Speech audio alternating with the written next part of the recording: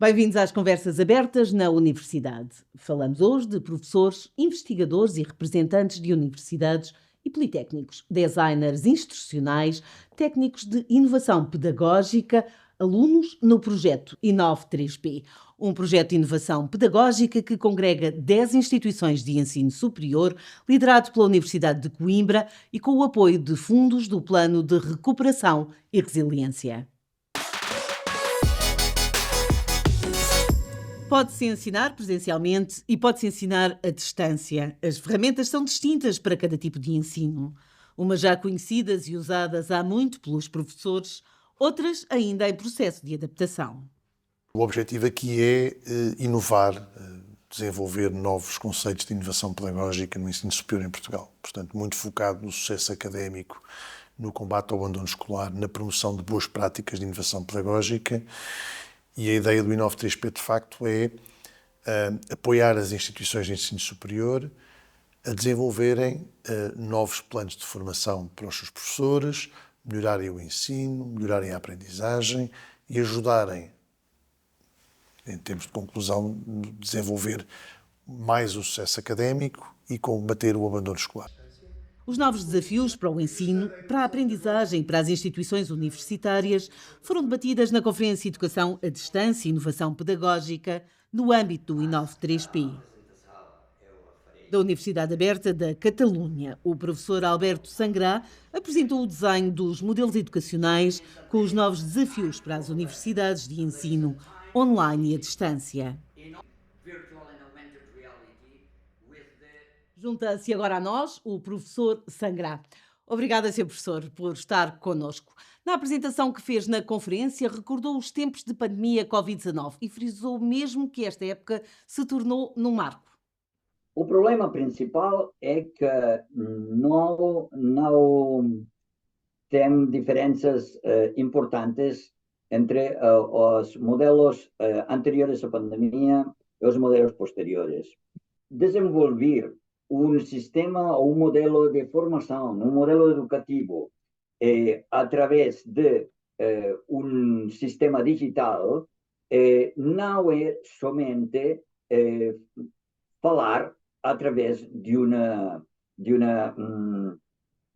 ecrã, não é falar através de um ecrã, é falar e desenvolver os estudantes em um processo conjunto, completo, de ensino e aprendimento. Então, nós mudamos de contexto, e se mudamos de contexto, devemos desenvolver as estratégias adequadas para aprender num contexto novo. Sr. Professor, o que é que distingue os novos modelos pedagógicos dos modelos que existiam antes da pandemia? Em nossos tempos atuais, os estudantes e a sociedade em geral pede mais flexibilidade. A maior parte das pessoas trabalha, a maior parte das pessoas há de responsabilidades com a família, com o trabalho, com outras coisas. Então, pedem a flexibilidade no sentido que eles podem estudar e aprender de forma diferente, em momentos diferentes, a uma velocidade diferente e a um ritmo diferente também. Então, a ideia do ensino digital é de prover as pessoas de modelos diversos que podem se adaptar às necessidades das diferentes pessoas. Esta flexibilidade é não somente uma flexibilidade de tempo ou de espaço, mas uma flexibilidade de ritmo, de conteúdo e de desenvolvimento do sistema educativo. Como é que se pode adaptar o ensino às necessidades dos estudantes? Então, o problema não é desenvolver uma instituição com alguma coisa digital. O problema é desenvolver uma nova instituição, porque o sistema, o modelo de ensino é um modelo de ensino diferente que deve compreender como aquilo digital é presente em todas as coisas que fazemos.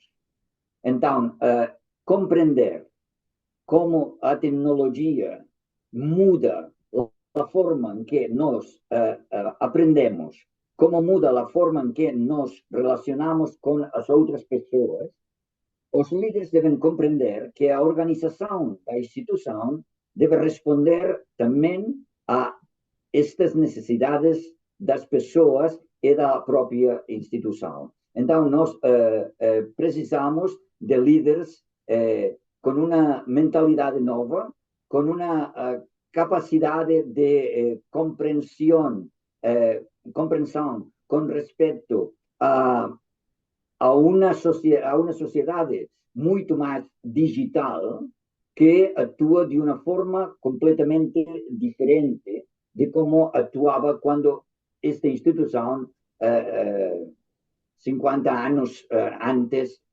podia fazer as mesmas coisas, mas simplesmente introduzindo a tecnologia. Professor, como é que as instituições de ensino superior se podem adaptar a estas novas condições do ensino digital?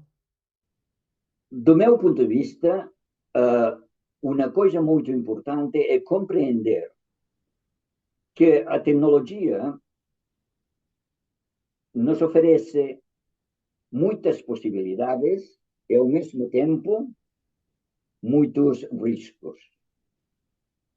Então, nós não podemos evitar os riscos simplesmente dizendo não à tecnologia.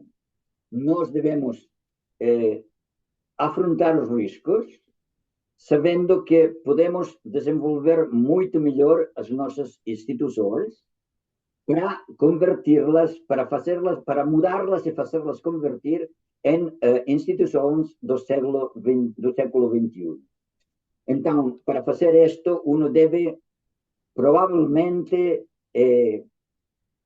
desaprender o seu estilo de liderança para aprender um estilo novo de liderança, que é um estilo muito mais digital, que é um estilo diferente no sentido que a própria sociedade precisa das universidades, das instituições do ensino superior.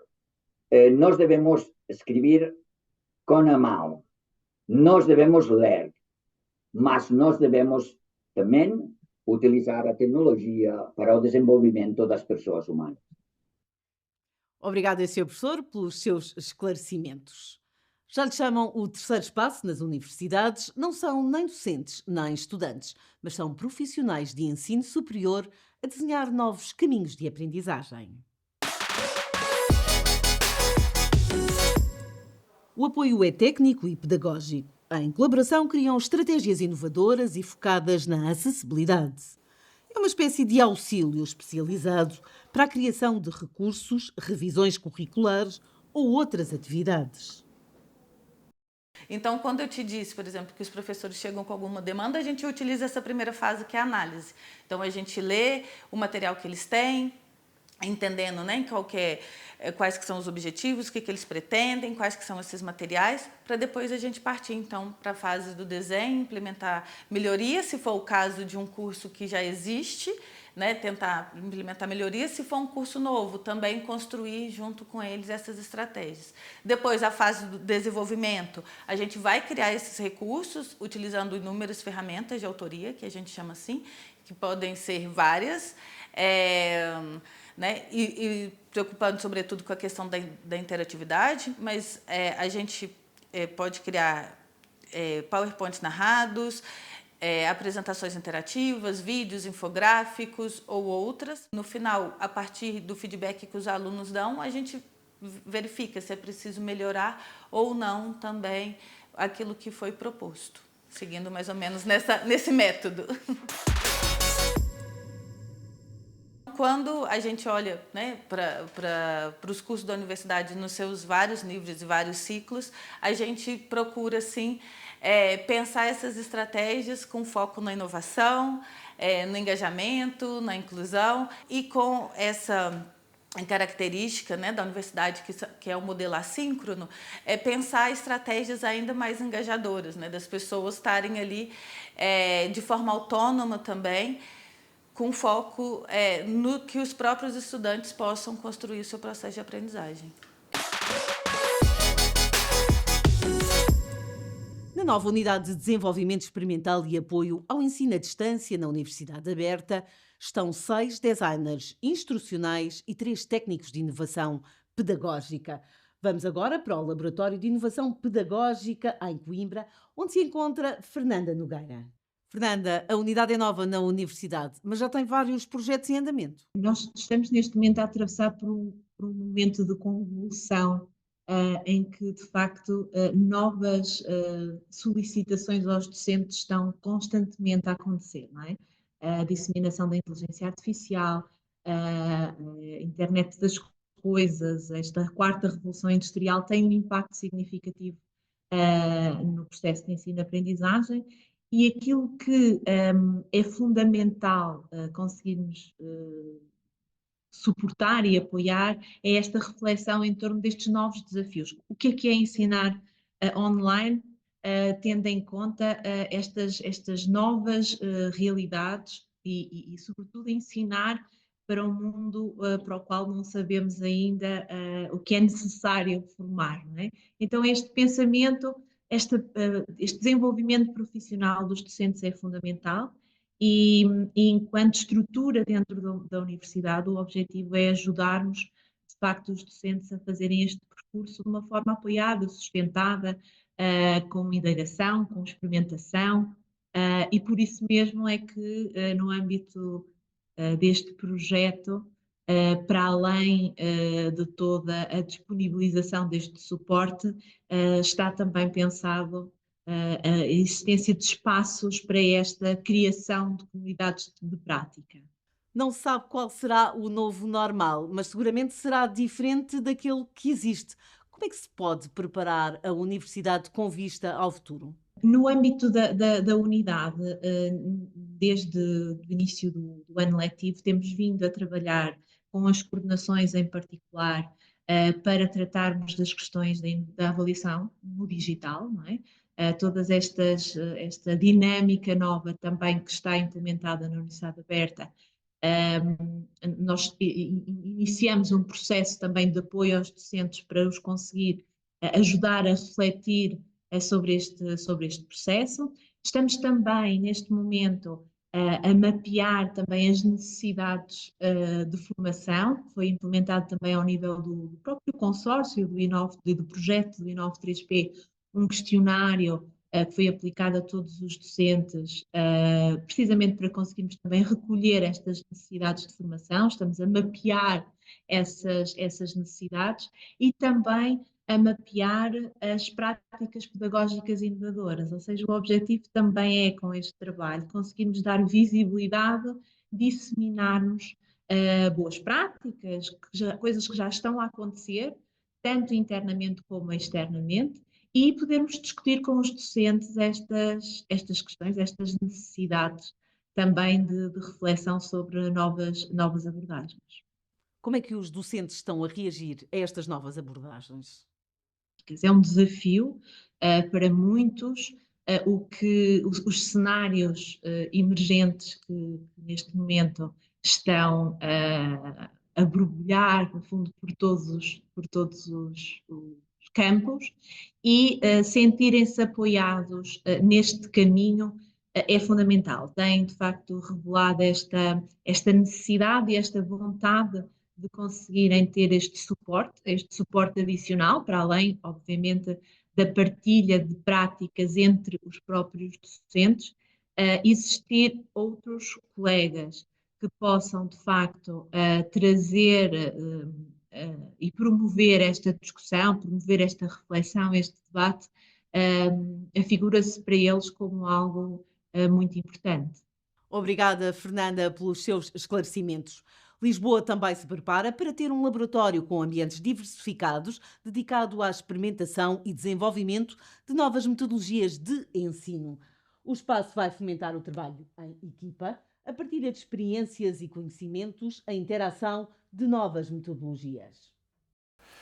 O estudante, aquilo que está à procura muitas das vezes é proximidade.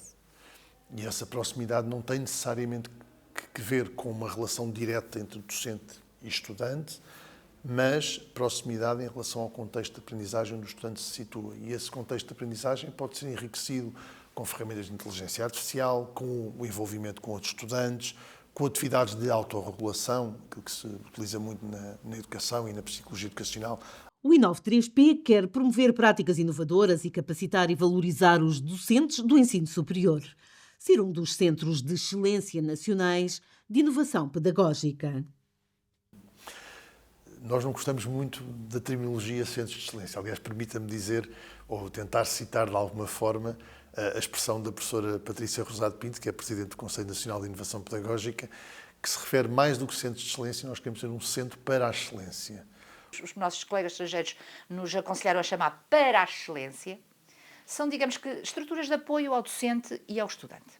São chamados laboratórios. Podem ser laboratórios, podem ser centros de aconselhamento, podem ser espaços de formação.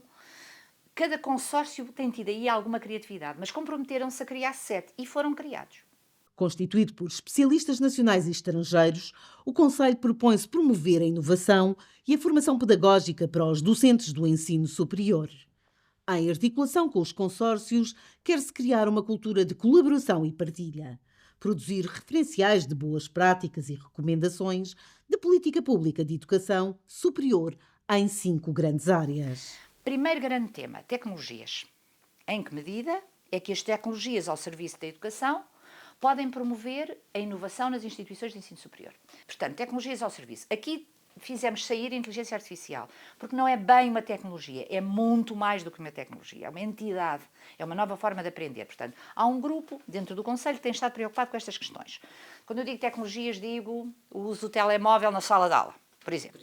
Outro tema tem sido as metodologias, isto é, enviamos por online as aulas teóricas e depois fazemos práticas a partir das dúvidas e fazemos aquilo que nós chamamos o flipped learning.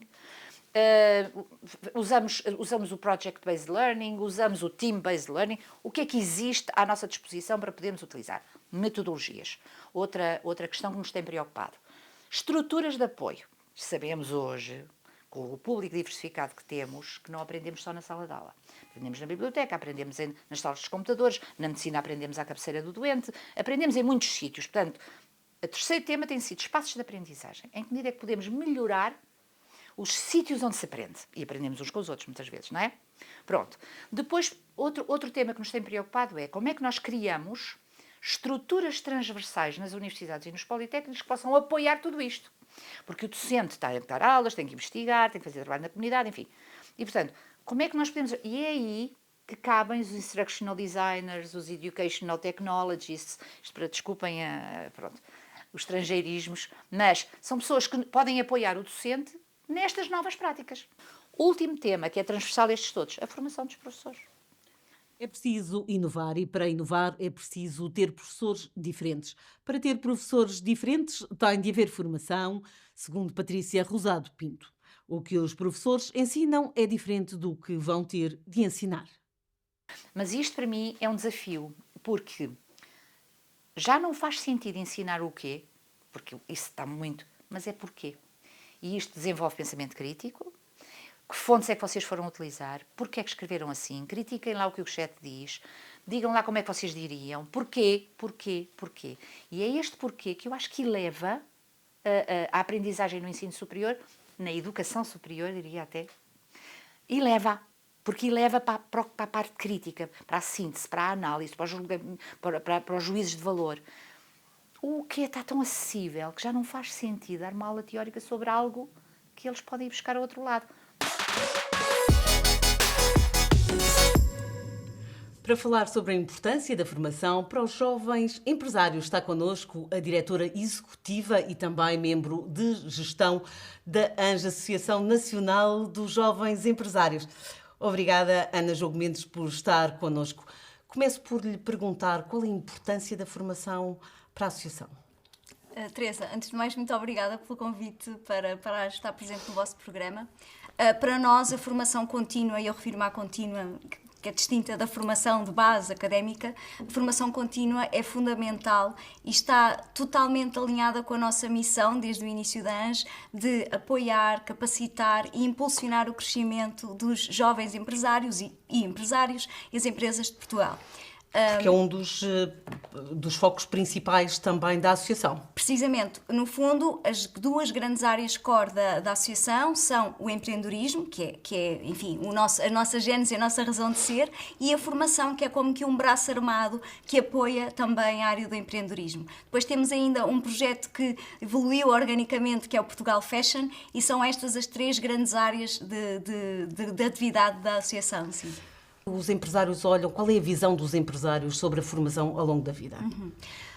Cada vez mais, Teresa, enfim, se em 1986, quando a ANJ foi criada, se a formação já era importante, neste momento, num mundo de profundas transformações, num mundo super dinâmico em que a tecnologia está a mudar a uma velocidade alucinante, os empresários realmente reconhecem que só com conhecimento e só com o saber e com as ferramentas certas é que conseguem inovar, é que conseguem, no fundo, manter-se competitivos neste mercado global.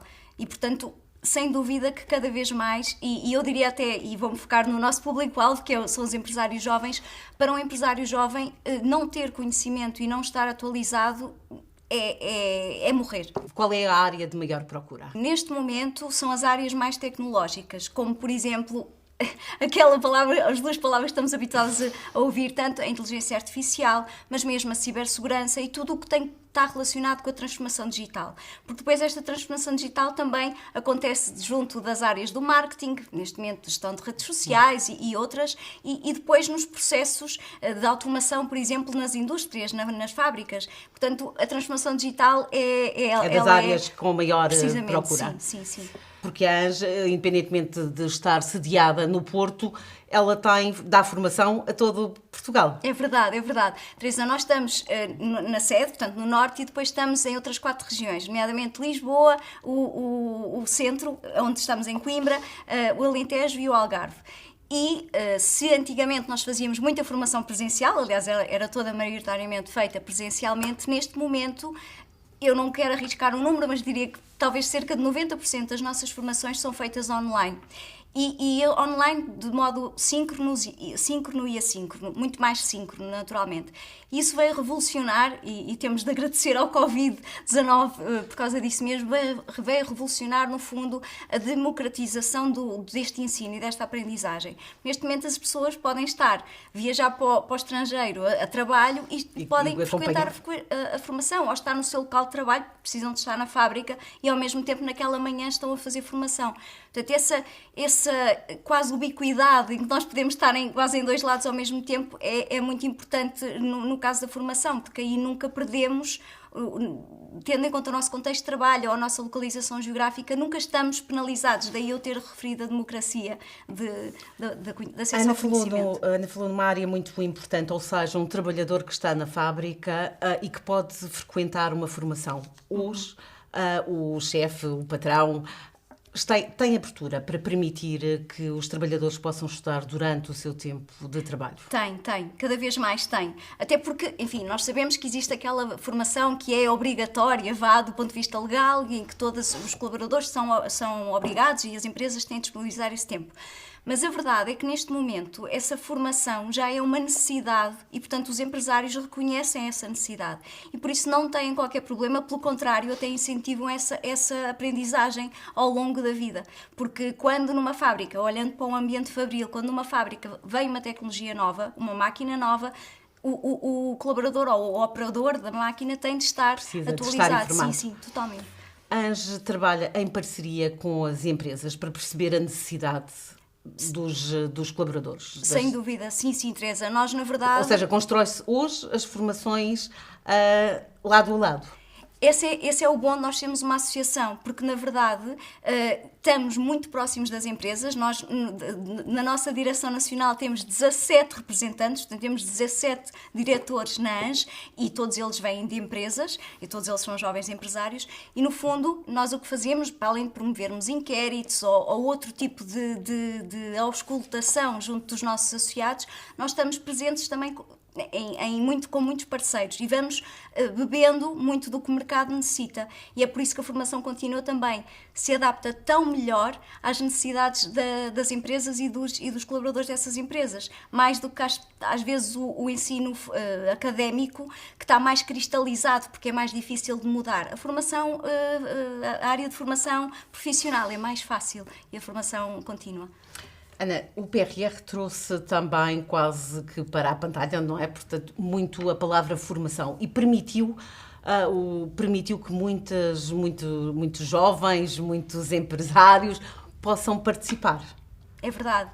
Na verdade, mais uma vez uso a palavra democracia, porque eu gosto muito do acesso democrático ao conhecimento. Para que todos possam ter acesso, naturalmente. Exatamente. E o que aconteceu foi que estes programas são ou 100% financiados ou fortemente financiados e, portanto, as empresas veem uma mais-valia enorme em aderir com os seus colaboradores a essas formações. Refiro-me, por exemplo, ao Emprego Mais Digital ou ao Líder Mais Digital, em que existem módulos de 25 a 50 horas totalmente gratuitos e de grande qualidade e com conteúdos adaptados às necessidades de hoje em dia. Neste caso em concreto, o Emprego Mais Digital, o Líder Mais Digital, para a transformação digital das empresas. Mas não, talvez para muitas empresas, principalmente as PMEs, que têm menos acesso a este tipo de financiamentos, foi uma lufada de ar fresco, depois do Covid-19, terem um apoio muito robusto para a sua digitalização e a sua atualização face às necessidades do mercado. Quase a terminar, deixe-me perguntar-lhe, nós conseguimos fazer um perfil do jovem empresário? O perfil do jovem empresário em Portugal é um jovem altamente qualificado, muito competente na sua área de trabalho e é alguém que é muito dinâmico, que olha para fora. Portanto, não temos empresários que depois tenham medo de olhar para aquilo que acontece Exatamente. lá fora. Até porque neste momento o mundo é globalizado e, portanto, não podemos ficar fechados na nossa caixa.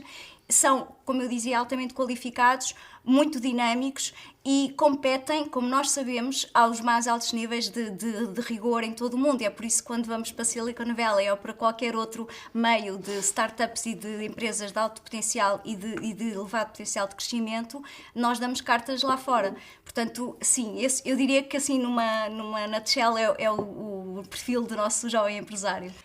Ana, obrigada pelos seus esclarecimentos. Inovar, formar e qualificar para ter profissionais diferentes. Há em destaque as ferramentas de inteligência artificial usadas para aprender de forma diferente. Nós voltamos dentro de 15 dias. Até lá, fique bem.